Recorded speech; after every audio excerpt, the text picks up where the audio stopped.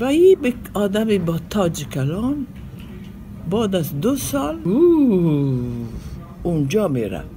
او آدم با تاج کلان با طیاره او طرف میره. شهزادګۍ هندیه وایي ما ویل دا به څنګه شونې وي چې پلار به مې بیا باچا کیږي او افغانستان ته به ځي، هغه هم په الوتکه کې چې چندان یې نه خوښېدله.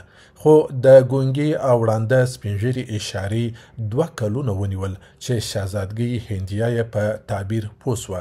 روحاني سړي په ژوندوني نه بلکې په مړینې د اعلی حضرت غازي شاه امان الله خان وطن ته د لوی تاج د ستنېدلو وړاندوینه کړې وه. گفتن که بابا که چطور ممکن است بابا پس پادشاه میشه، پس افغانستان میره.